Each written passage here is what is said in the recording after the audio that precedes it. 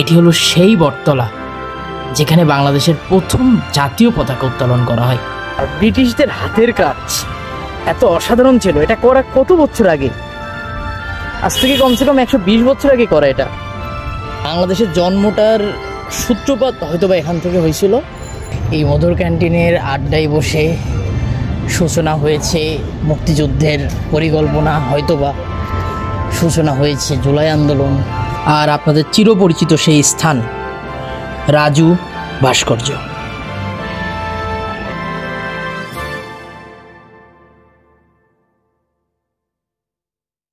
Hello everyone, আসসালামু আলাইকুম, this is Ahmed Sourav. তো আজকে খুবই স্পেশাল একটা দিন। আজকে আমি আমার ইউনিভার্সিটির ফার্স্ট ডে। আজকে আমি ভাইভা অ্যাটেন্ড করব। তো আজকে আমি আপনাদের দেখানোর চেষ্টা করব আমার ইউনিভার্সিটি মোটামুটি।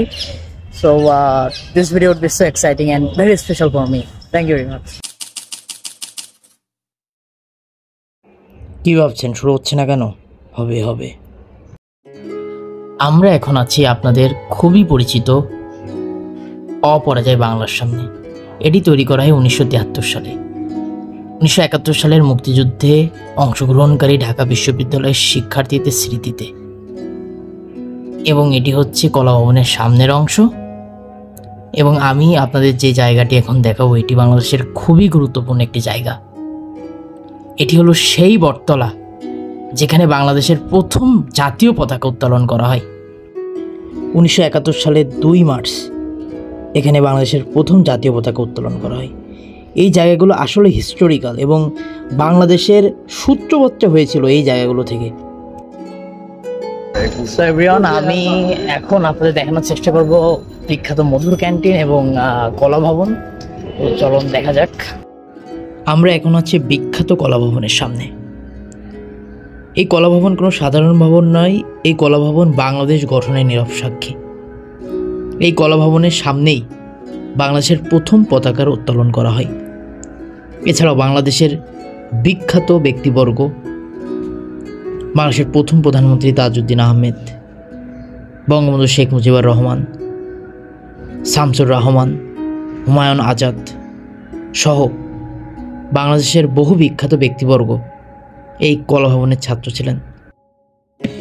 আমরা এখন চলে এসেছি আপনাদের সকলের পরিচিত বাংলাদেশের একটা হিস্টোরিক্যাল জায়গা মধুর ক্যান্টিনের সামনে। এটা একটা বিশ্ববিদ্যালয়ের সাধারণ কোনো ক্যান্টিন নয়, এটা বাংলাদেশের ঐতিহাসিক একটা জায়গা।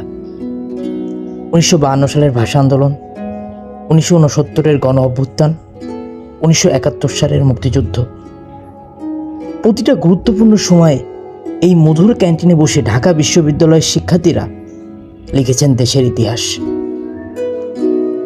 এই মধুর ক্যান্টিনের চায়ের আড্ডায় বসে তারা দেশের গুরুত্বপূর্ণ সিদ্ধান্ত নিয়েছেন। এবং এখন যেমন শিক্ষার্থীরা এখানে আড্ডা দিচ্ছে, ঠিক যুদ্ধের সময় এমন আড্ডার মাধ্যমে তৈরি করা হয়েছে যুদ্ধের পরিকল্পনা।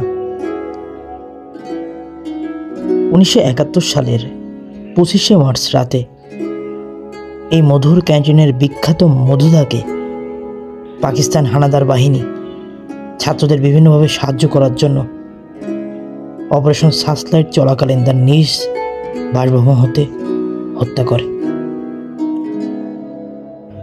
পানি লাগবে, পানি পানি, এটাকে আমরা কিভাবে বলতে পারি?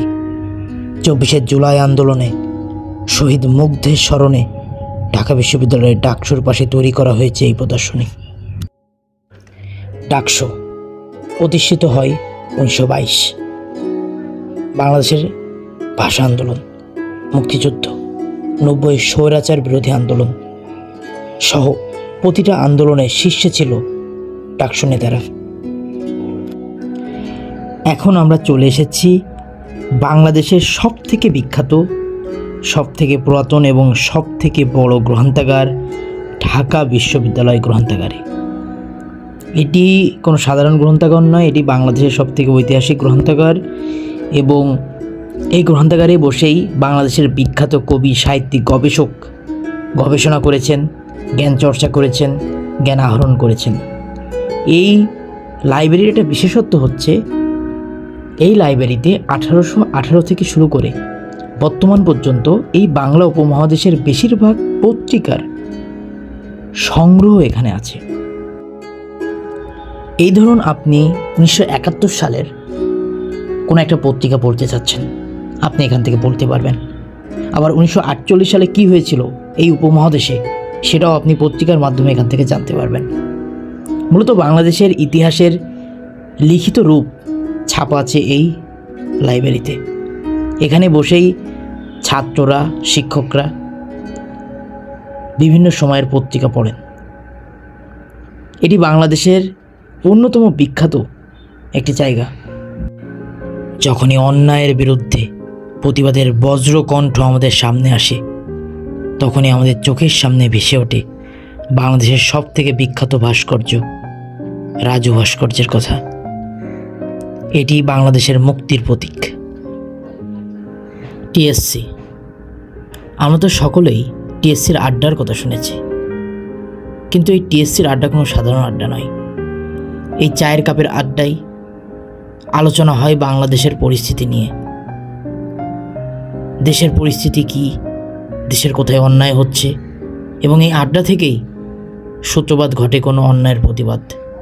তেমনি জুলাই আন্দোলনের স্মৃতিস্বরূপ এই টিএসসিতে তৈরি করা হয় ভাস্কর্যটি।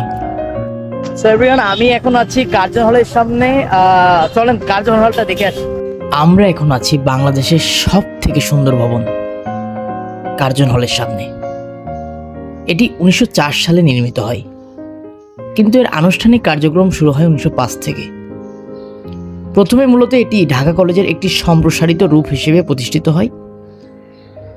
মূলত ব্রিটিশ সরকার কর্তৃক পূর্ব বাংলার শিক্ষার উন্নয়নের উদ্দেশ্যে এটি ছিল একটি উপহার স্বরূপ, কিন্তু 1921 সালে এটিকে ঢাকা বিশ্ববিদ্যালয়ের সাথে যুক্ত করা হয় এবং বর্তমানে এটি ঢাকা বিশ্ববিদ্যালয়ের বিজ্ঞান অনুষদের অংশ। আমার বিশ্বাস এই পূর্ব বাংলায় এমন আকর্ষণীয় ভবন আর নাই। এটি তৈরি ব্রিটিশ প্লাস মোগল স্টাইলে, কারণ এটি তৈরি করেছে ব্রিটিশরা, কিন্তু এর গম্বুজ স্টাইলগুলো আবার মোগলদের। তো লাল ইটের উপর নির্মিত এই ভবন, এটিকে ভবন না বলে মোগল বললে আরও ভালো হয় বরং, কারণ দেখতে রাজমহলের চেয়ে কোনো অংশে কম নয়, এক প্রকার রাজমহলই। বাংলাদেশের সবথেকে বড় বিশ্ববিদ্যালয় ঢাকা বিশ্ববিদ্যালয়ের আকর্ষণের মূল কেন্দ্র এই কার্জন হল।